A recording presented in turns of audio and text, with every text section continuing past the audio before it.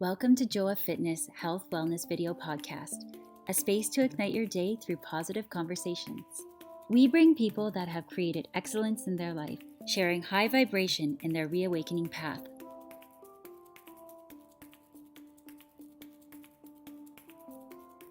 Welcome to Back into Alignment here, Chantal Landreville in the city of Toronto, the host of this beautiful podcast that is called Back into Alignment. It has been out for 5 years, interviewing doctors, but also interviewing women in the last year that are actually creating a change in our community, especially here in Toronto, Canada.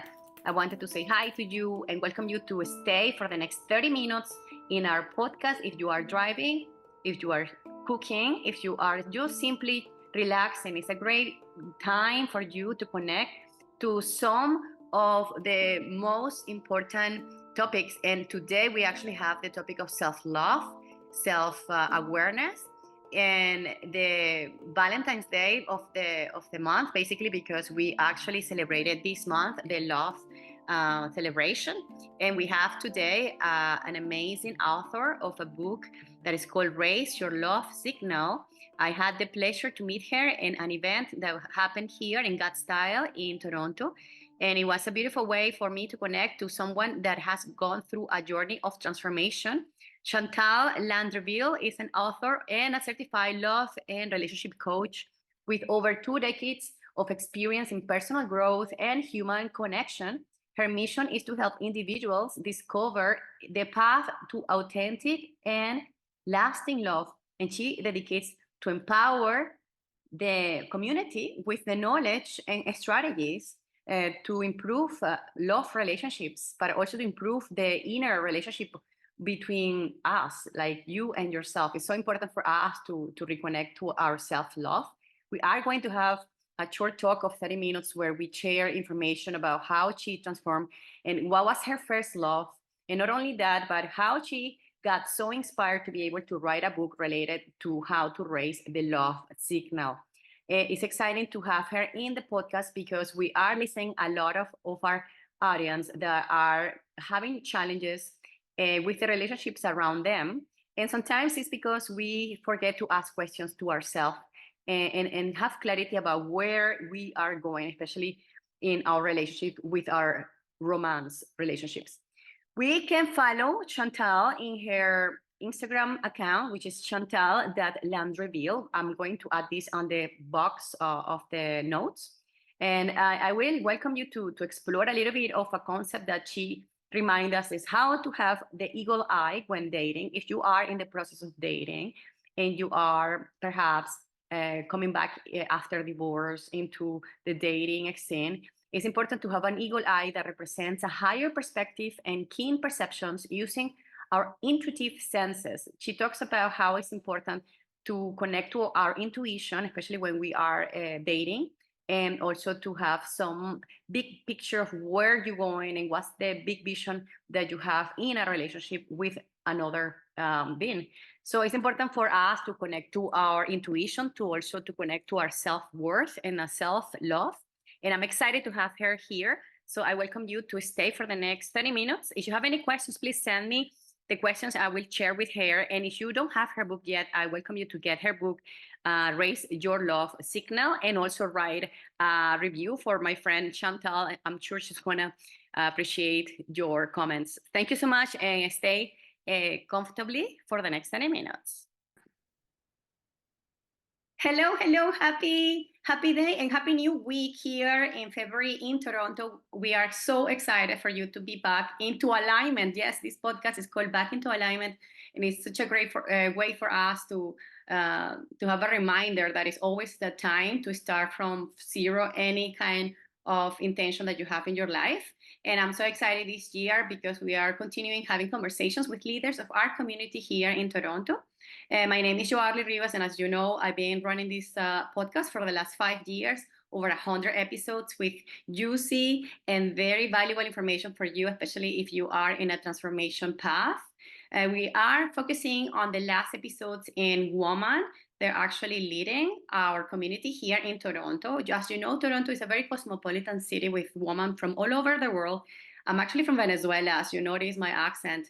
I'm so excited when I hear all these stories, and I just can't wait to showcase my sisters and all these beautiful women that are making a change. They're also following their purpose and coming back into alignment. Most of the time, we are constantly reinventing our path. So it's exciting. Today, we have Chantal, as you heard before. Chantal just wrote a book about love, and this month of the Valentine's Day is just a perfect alignment to have her with us. Just because writing a book, it is a big commitment for someone to actually sit down and write the thoughts and create chapters and stories that will be their legacy. Sometimes they do have, for sure, ghostwriters, but big part of what they do is actually express the journey and put together this beautiful material for you to perhaps making transformation or take a use information. So I'm so excited to have Chantal right here. And I actually met her last Valentine's Day this month at the book launch. It was a beautiful party. So I can't wait for her to share with us how was her journey writing the book and her journey launching the book. So thank you so much, Chantal, for sharing this short conversation, but very deep conversation together. Thank you, Chantal. I'm excited to be here. Thank you for the opportunity.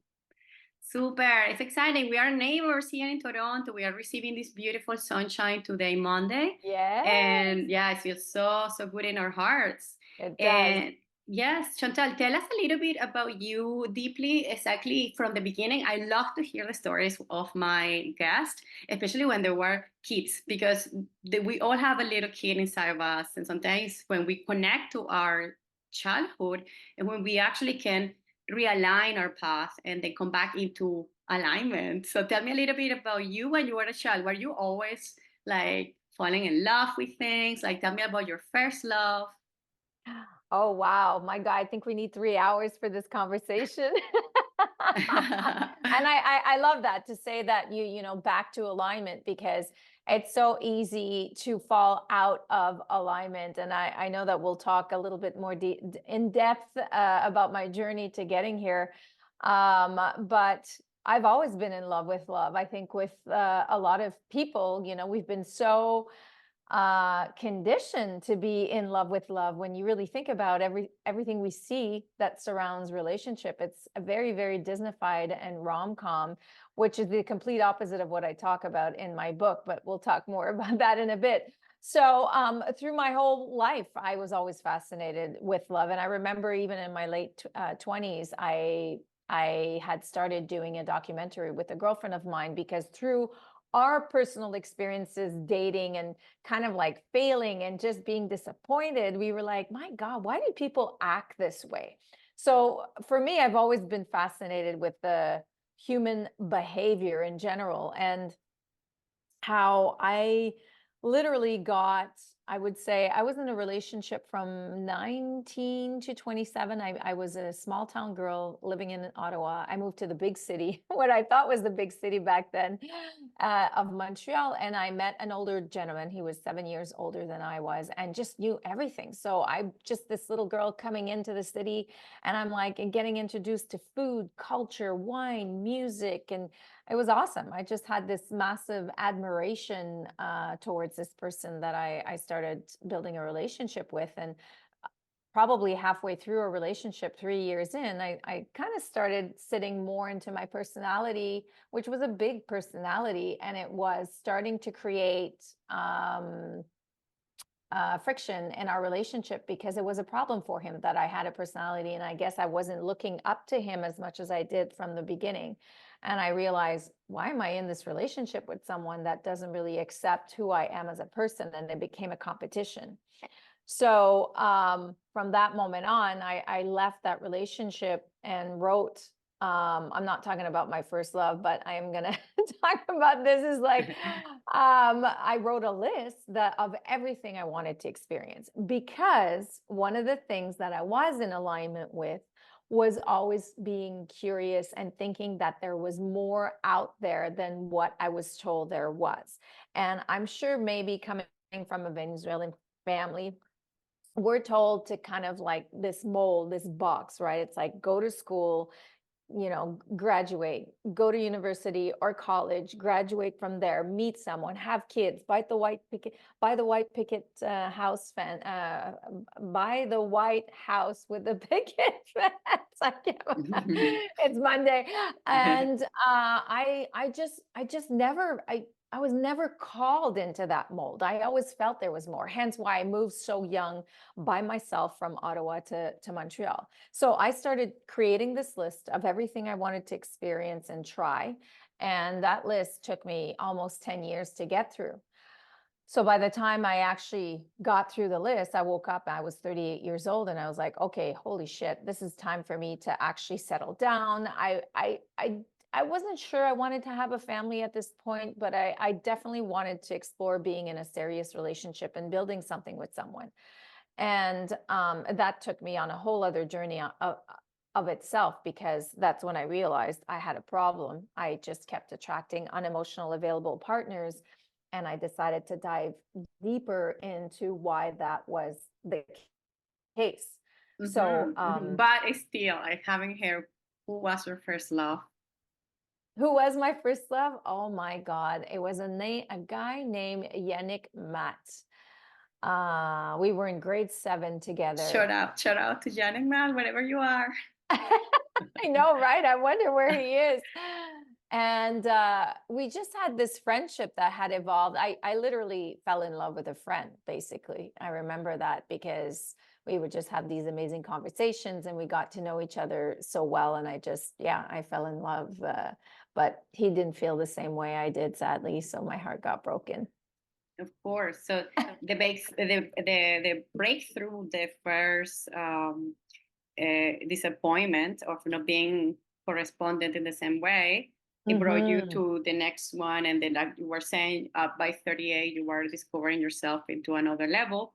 And then my question in the story of your journey is also like, when did you actually realize that raising the frequency of love is actually imperative on someone's transformation beyond the love partner romance?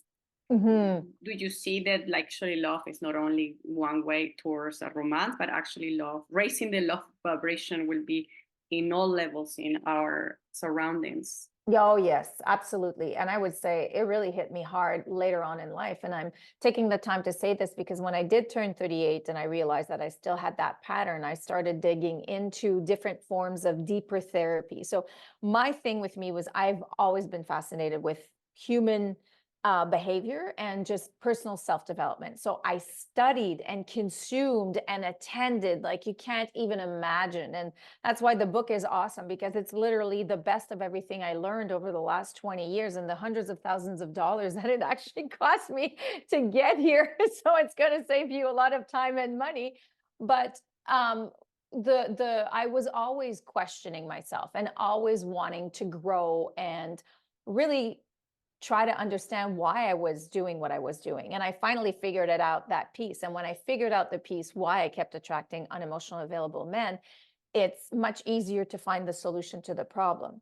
But the problem is oftentimes when we have limiting beliefs, when we have patterns, we've had them for most of our lives. And until it's not easy to change a habit that we've had for 20, 30 years overnight. So you have to figure out a way to rewire your brain on a daily basis in small baby steps so you don't get overwhelmed with changing the goals. So figuring out the problem is 50% of the job done, right? It's self-awareness. And then being able to figure out the solution to the problem is the other part that you have to do. So I would say it took me a good 6 years to process and evolve and change through that. So it just goes to show that these things don't happen overnight. But the beauty that I also discovered through that was my relationship to self. I realized that I was always looking for outside validation, because for me,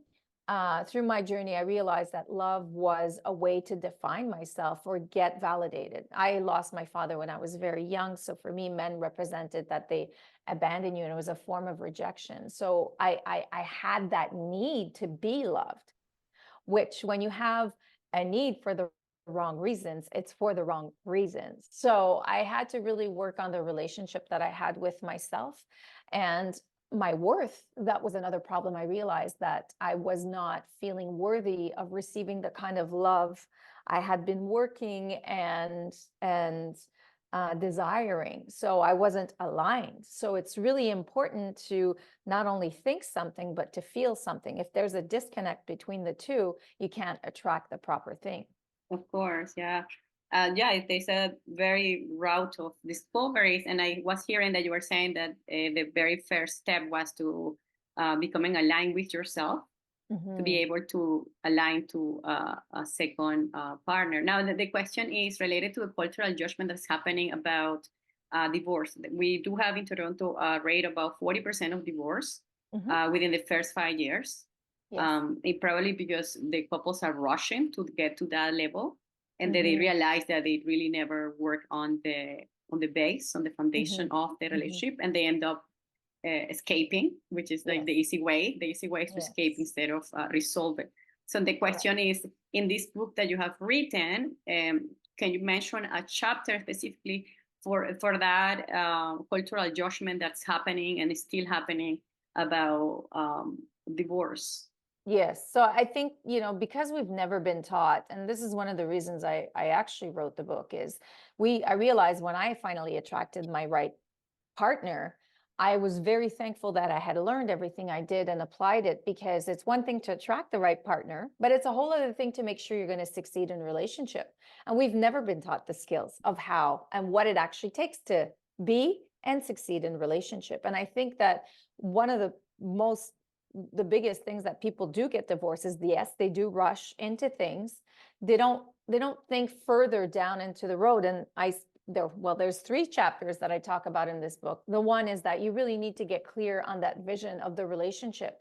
When we're looking for love, we often making about the partner. We don't make it about the relationship. How do I want to grow and evolve in relationship with someone? So it's a completely different conversation that you have to have with yourself, because it's not about, I want him to be 6'2" and funny and that she knows how to cook and that he's, financially well off or is well traveled. It has nothing to do with that. It's really asking yourself, how can someone take care of me when we'll go through X, Y, Z? How do we want to raise our kids together? What's the value system that we really want to instore to them? And do we agree? Do we have that same way of thinking? So I think people do not have the long-term vision. They're very, very limited.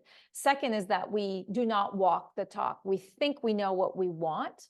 And I talk about this in the book. It's that famous triangle. It's like, you think you know what you want, and then what you attract is completely different versus what actually is right for you. And we tend to stay in this zone, what we think we want and what we attract. But what's really right for you is where you want to go. And the only way to do that is to develop a lot of self-awareness, to get really clear on what it is that you need, not on what you want, because wants are typically very self-absorbed, and they're superficial. Needs are like air and breath. They're like deal breakers. You can't live without.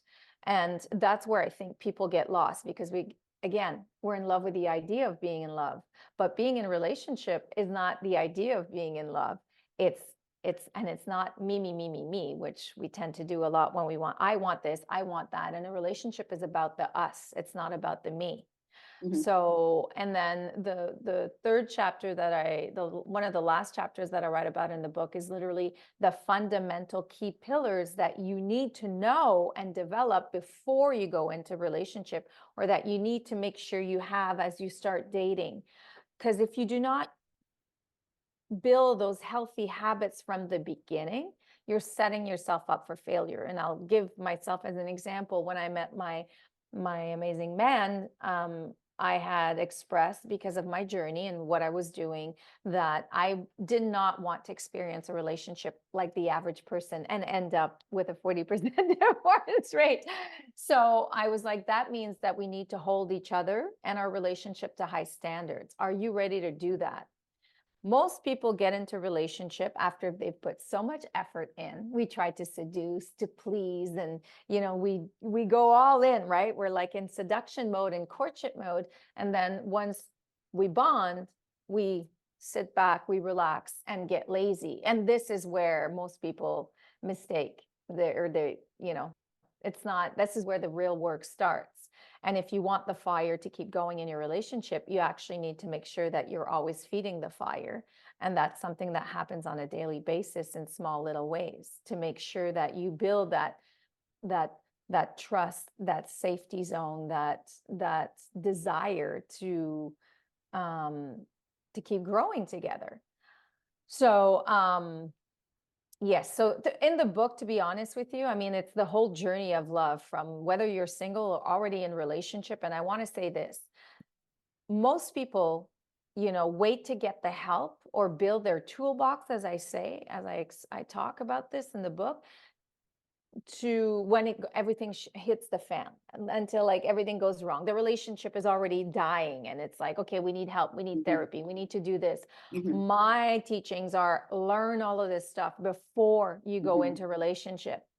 Work on yourself before, like build that toolbox so you're able to actually manage through conflict, manage through the ups and downs, manage and know yourself so well that you're actually able to communicate why you're reacting or being triggered the way you are. And I think this is massive because there's never been such a desire for people to feel human connection, but there's such a disconnect because people are not invested. They don't want to invest the time to get to know someone. And the only way to be able to develop a human deep connection is through time and making them feel safe so that they can actually communicate and share how they are and why I am this way. Because listen, we all come with baggage.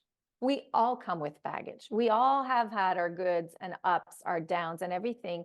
And having the expectation that the other person will just be able to deal with it without you sharing your story is crazy. And that doesn't happen in a short amount of time.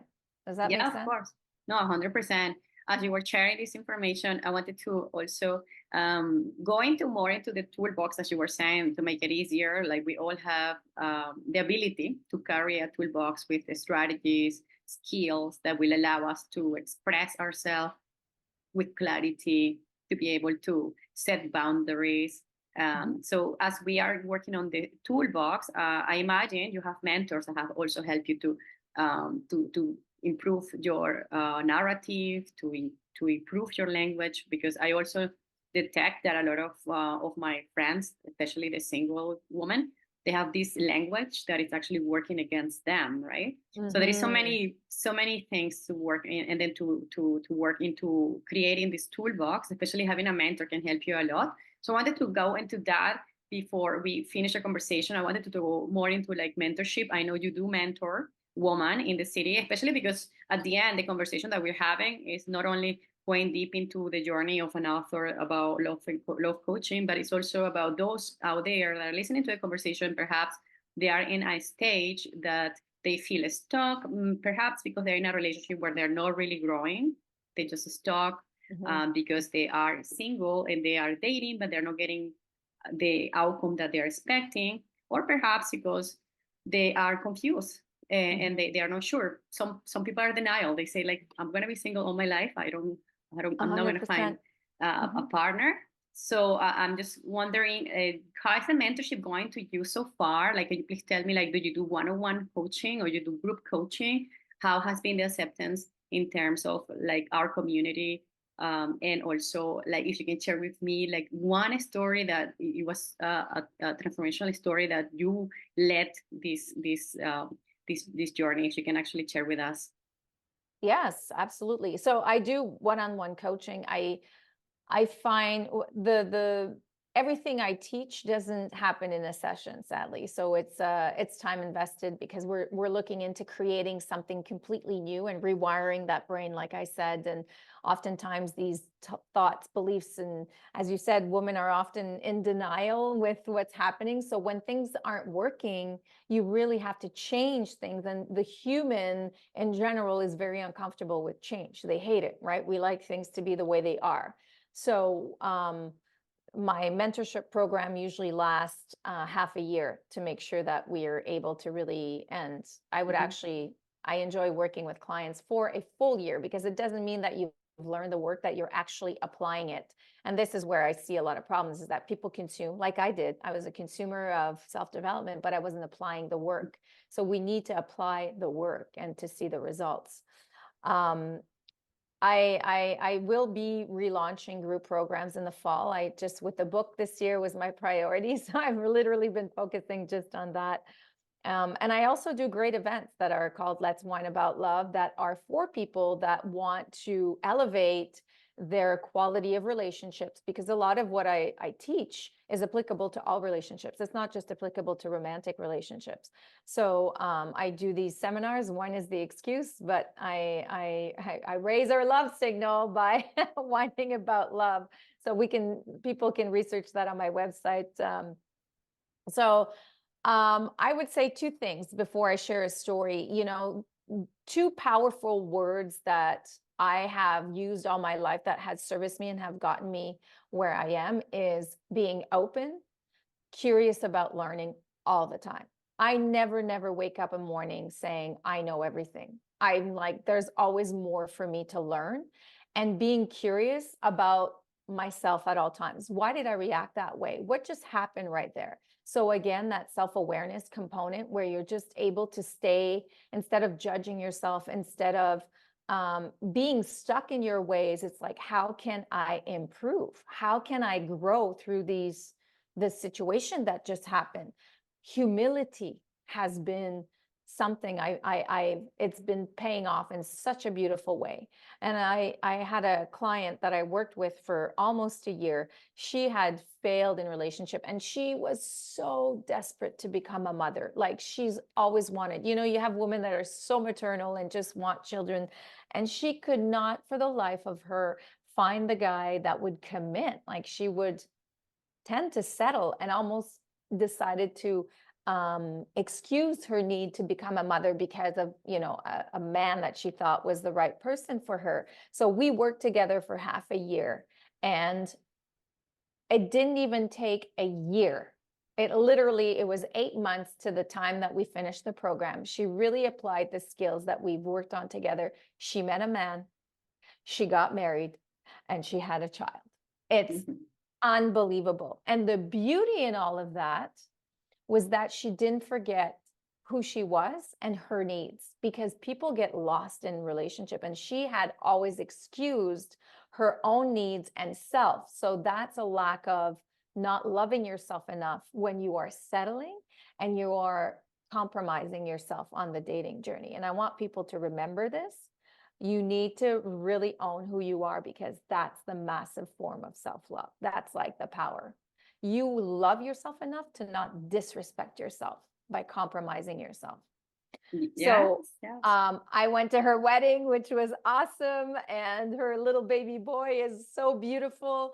So, and I mean, I've seen it right now. It's beautiful since the book release. I'm hearing all these stories. People are sending me messages that they're reading the book and they're like, wow, I didn't realize this, and I can't believe that. And they're just sharing. So I think at the end of the day, you know, come in with an open mind, because if you are not open, you are limiting yourselves to potential change that actually could work for you. So don't get stuck in your ways. Don't be so defined. No, this is not me the problem, or I'm okay. I'm doing everything right. Because I hear it all the time with clients. We contradict ourselves. We're saying one thing, but we're not walking the talk.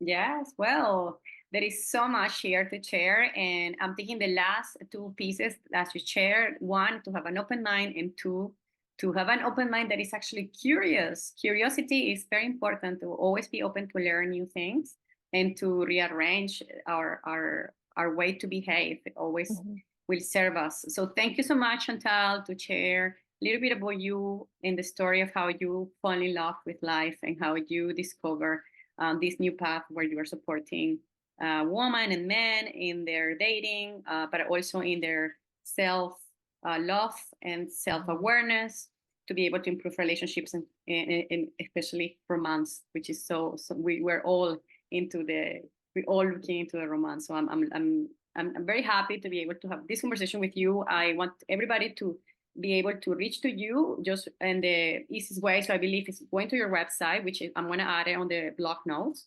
And it also is going to be through your Instagram. Can you please tell us when is the next event or the next mastermind or anything that you have to share with our audience? So I will be launching a group, which I love group coaching because there's so much power in people coming together and sharing their personal stories for other people's to relate. It's so healing. So I'm going to be announcing that probably at the end of April for the fall. Of course, you can buy my book. That's step number one. Get the book. It's a great read. It's a guide. It's like small. It's an easy read, which was the purpose of this. I didn't want to overwhelm people. And it's something that you can reread, revisit. It's a night table book. So that can be bought on my website as well at raiseyourlovesignal.com. And I will be also announcing, I can't announce it today, but another event of Let's Wine About Love, which, as I said, is all about drinking wine and having all these different topics that I do, small seminars that are mingled with wine pairing. So send me a note to keep in touch to see when that's going to happen in April.